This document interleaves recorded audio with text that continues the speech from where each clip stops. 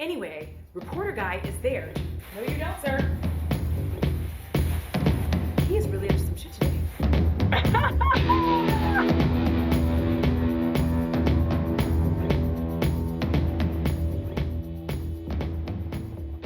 Hi guys, what's up? It's me, Audra, and welcome back to my channel. For those of you who are new, I'm not sure how you got here, but certainly I'm glad you came. And if you are new here, well, you're in for a treat. All right, guys, if you are into chaotic, frenetic energy, you enjoy horror, makeup, foundation reviews, and commentary, I suggest you subscribe. Yes, be a part of the family. It's super fun. It's a good place to be.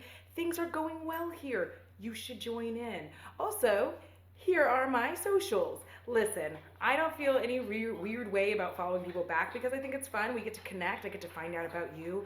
You get to find out about me. You get to listen to Bo drink. All right. Today is Terror Tuesday. For those of you that are new, I reserve Tuesdays to go talk about horror films. Usually I am putting my face on. However, when I went back to look at the footage when I put this on, there was a lot of weird rambling that was happening and I seemed very confused. So I decided to just go ahead, sit here and talk about it. But if you really need me to put makeup on,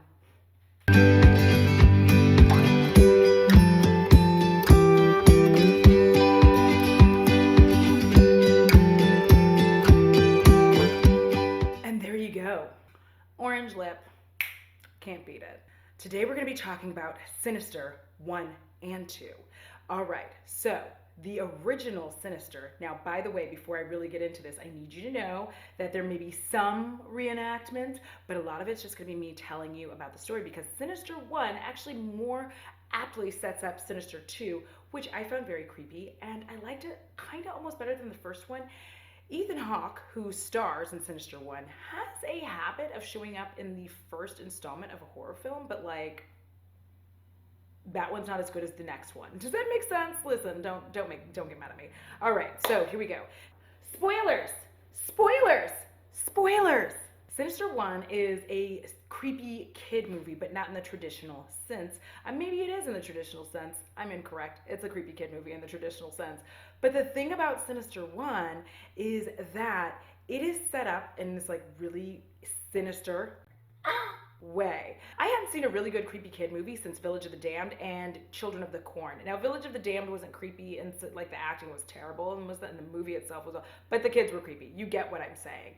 So Sinister 1 centers around Ethan Hawke and his family. He has a wife who I guess is sort of British. Is she British? I cannot remember, but I always feel like she's British. And then they have two kids, a son who's older and the daughter who's younger. He is a writer, and his whole thing is that he writes true crime, and he helps to solve mysteries, which obviously does not make him a huge, fan of the police. Like, the police don't like him because he always ends up making them look stupid, which... Anyhow, he's in this new town, and he has moved his family into this house. Obviously, Ethan Hawke isn't the character's name. It's Ellison. His name is Ellison, but I never remember their names. So from here on out, he will be referred to as Ethan Hawke, but just know in your head, it's Ellison. Thank you. All right, so fun fact. It's a murder house. It is. He's moved his family into this murder house, and as they're there, a series of weird events start happening. For instance, his son starts having night terrors, which they allude to him having had them before, but now he's like having them every single night in this house. And the thing is, while in this house, Ethan Hawke's character, whose name I don't remember, discovers a box of like 8mm film. What's on these films? I'm about to tell you. Snuff films. All right, they're murders. They're murders of people, of the families. And he starts being like, what the hell is going on? Because he's moved his family into this house, unbeknownst to them, because this house had a murder. The whole family got murdered except for, you guessed it, one child. One child ends up missing. You never find them, but the whole family is always found murdered except for this one child. And they assume that the serial killer who's been doing this takes the one child with him, but what does he do with the one child? That's what Ethan Hawke is there to try to find out. He's like, what do they do with this kid? So he's there, and obviously the police are not welcoming, except for one, I think it's like Deputy Do-Right. That's what we're gonna call him. Deputy Do-Right loves Ethan Hawke's books and like really wants to be a part of this investigation. He's like, yes, I'll help you out. So As Ethan Hawke digs deeper and deeper and starts watching these 8mm films, shit starts getting creepy, right? As his kid, I already told you, night terrors. But in the house, things start going fucking weird. Like, he starts noticing that, like, it feels like there's a presence with him. His kids are acting really strange, especially his son. His son's being weird because he's not spending enough time with his son, and he should be. That's going to make a point later. But he should be spending more time with his son, which he is not doing. So he's not spending enough time with his son. He's spending all of his time in his writer's room drinking whiskey and like researching these murders. And as he starts delving deeper and deeper, he starts finding out these murders go back to the 60s. Every single time, like, the same thing. Whole family murdered, one kid missing. And he's like, What are they doing with kids? and so he starts enlisting the help of Deputy Do-Right. And Deputy Do-Right puts him in touch with a professor. And the reason he gets in touch with this professor is because he sees this like image of like a creepy character. He's like got a face, like a sand face, maybe a sandbag face, maybe like a potato bag face. I don't know, but it's like a bag and it looks creepy. And his name is, I can't pronounce it, so we're going to call him Boogeyman. Because that's way easier. But it does actually make sense that we call him Boogeyman because, like, that's where the Boogeyman kind of comes from, which isn't to say the same as the movie Boogeyman, which I will talk about maybe at some other later date. However, when he sees the professor's like, oh, there's an old, like, legend, like Christian legend or pagan. I'm not sure. I can't ever remember because it's like religious somehow. But Boogeyman would come and possess a child to do his bidding. So what happens in this movie is that wife finds out that Ethan Hawke has moved them in there, and she's like, You moved us into a fucking murder house? and he's like, They didn't get murdered in the house. and she's like, oh, So nobody got murdered in this house? he's like, The backyard. she's like, the fuck? She's so pissed off about it. And he's like, listen, don't worry about it. It's fucking fine. But shit starts getting weirder and weirder. The projector starts coming on by itself. His son keeps getting more creepy and creepy. And as he learns more about the Boogeyman, he's like, you know what? I don't like this shit. I gotta fucking move. I'm getting my family the fuck out of here. So he's like, let's go. He gets his kids. He gets his wife. He's like, let's get the fuck up out of here. And off they move back to their old house. And everything is supposed to be fine. Everything's supposed to be okay because he starts like, in all the videos, I'm gonna move backwards. You know how I tell stories, guys. If you've been here, you know I tell stories like forwards and backwards. The flashback queen. So the point is, in those videos, progressively as he watches them, you see more and more and more of the murder. Like one of them is like a pool murder, and you see them like laying on those like old school like flat, like, you know, the old ones with the like little plastic slats that destroyed your life before they started making them out of like good cloth to where you weren't dying and like burning your ass off on them. But like you see them like laying on that, and then you realize that when it's pulled, like the rope is pulled, an unseen hand pulls the rope, and then you see that there's like a cinder block on the bottom of this fucking thing. So they're gonna sink, and then like you think that they're already dead, but then the feet start moving. So it's stuff like that. The murder's just like a hanging, and in the house that they were in, the backyard, hanging. The entire family is hung, and they all have like sack bags on their head, and then they're just all like, and then that's the music. It's like, that's the music. So anyway, it's creepy. Like, it's creepier than I could make it. Just leave me alone. So he moves his family out, and as he's there in his new location, he's like, well, his old location, they moved to their old house. And the sheriff, by the way, was never happier to see them leave because he hated Ethan Hawke, and he was like, you get the fuck out of my town and your shitty books and making the police look dumb. So he's home, and he's like, thankfully, I'm out of there. Everything's fucking cool.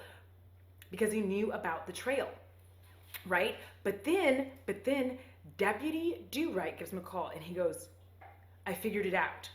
And Ethan Hawke's like, what'd you figure out? And he's like, well, all of these murders are connected. He's like, yeah, I know. Like, but what saved them? He's like, well, he's like, what caused it? He's like, they moved.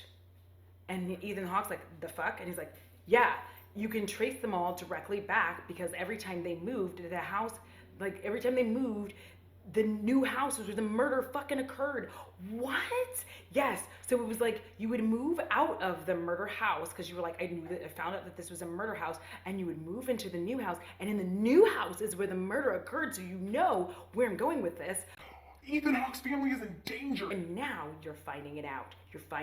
Shit starts getting weird, and everybody starts getting hit. He's like, and it's the kids. It's the fucking kids. Boogeyman possesses the one child and like makes them murder their family. Not only murder them, but fucking film it. Film it. So that movie ends, which sets us up. Of course, the whole family dies. You know it. The whole family dies. They don't escape. The entire family, except for the son, dies because, you know, one child is left. Okay, moving forward. It sets us up for the second one. So, Sinister 1 sets you up perfectly for Sinister 2. Sinister 1 took place, well, it didn't take place, but it was filmed in 2012. Sinister 2, 2015, or when it was released. You know what I'm getting at.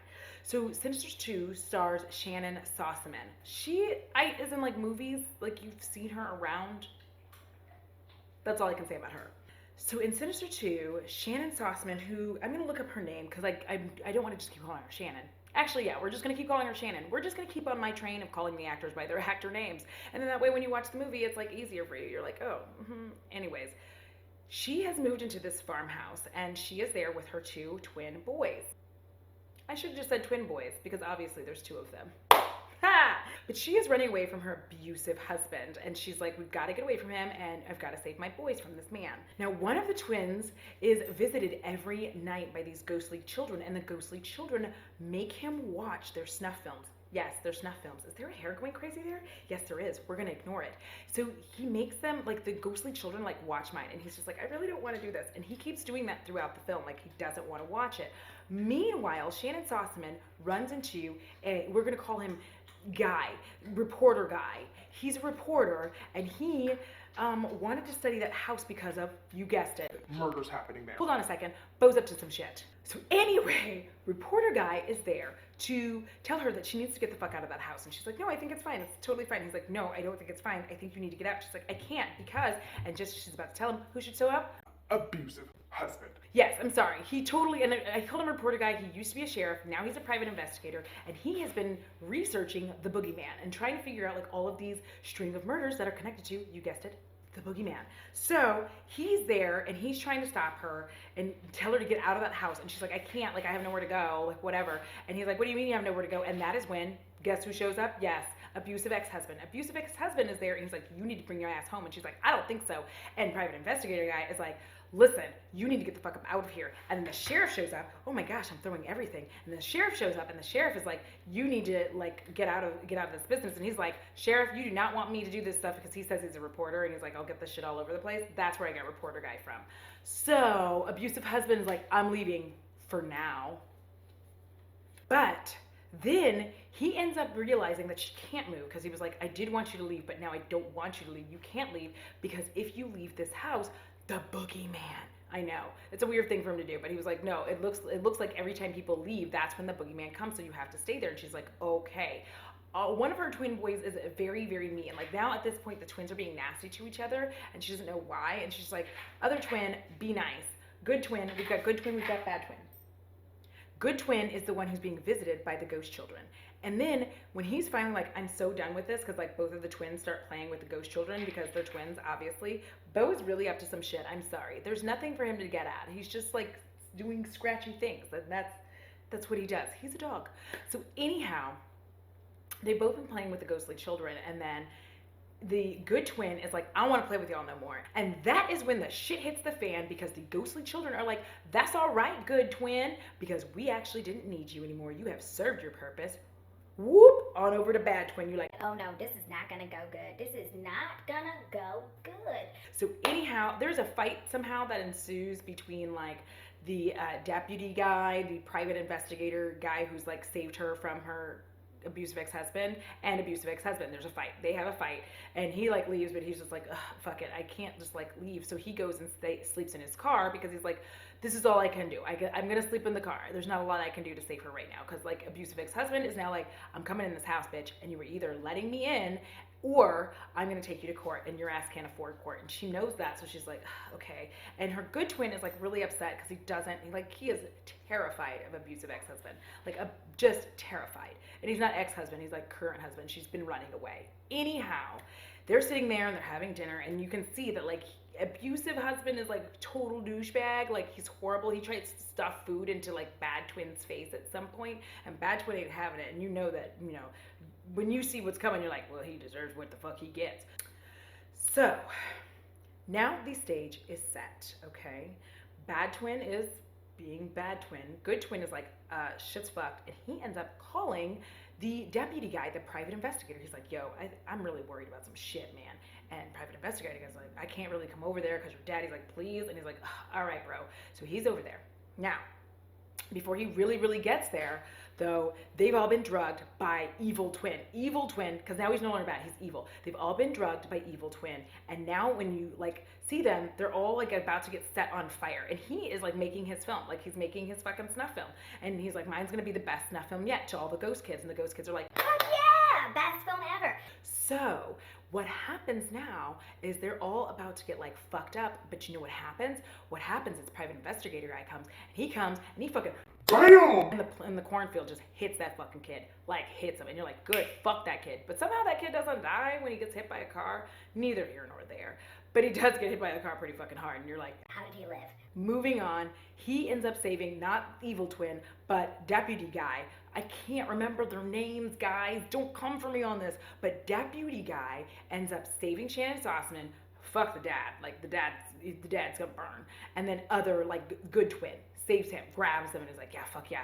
And he's like getting them out of there. So then they get back to the house because they've got to get their things and like get the fuck out of there. I don't know why people always have to get their things with this kind of shit. But anyway, they're getting to the house and they're trying to get everything. Meanwhile, the ghost kids are helping evil twin try to find like everybody and get them. And he's like, oh, I can't do it. And they're like trying to help him. However, deputy ain't having that shit. He fucking breaks the camera. He's like, bam, bitch. And now the kid is like, no. Evil twin is very upset. And he's like, I can make it. I can still make it work. And it's like, nope. And all the other ghostly children are like, you You're fucked up now, evil twin. And you know what happens? Boogeyman comes, puts his hand on the little kid, flames, and everything's over. Like they've won. You feel like the cycle has been broken. There will be no more boogeyman. There will be no more family murders.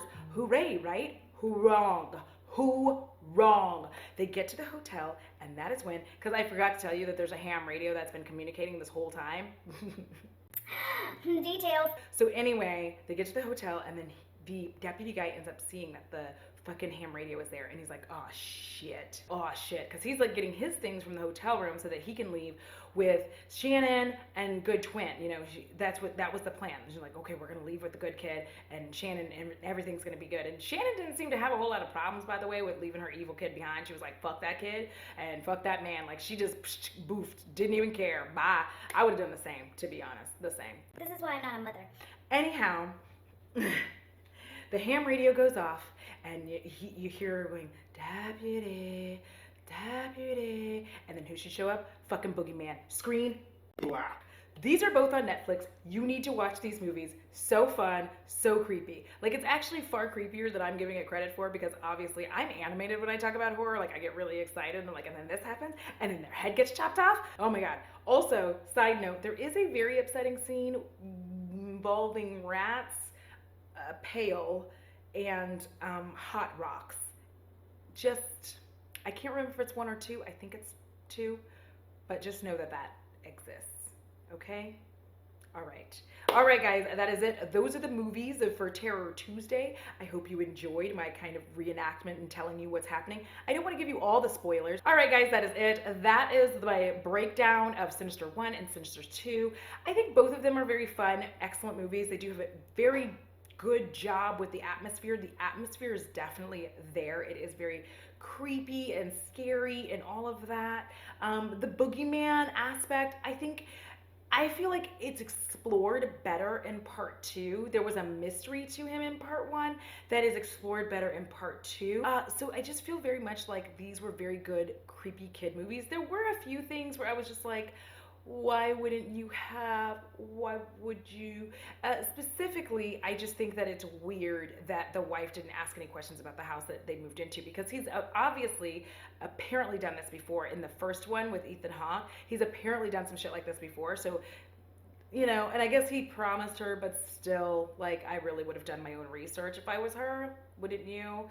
But the creepy kid aspect and the fact that, like, the boogeyman kind of possesses them in a bit, but it's not really possession, really. It's like more of like a indoctrination, like a cult. That's how I took it. So I don't know. You guys let me know. Watch them. Let me know what you think of them. Both of them are on Netflix if you have them.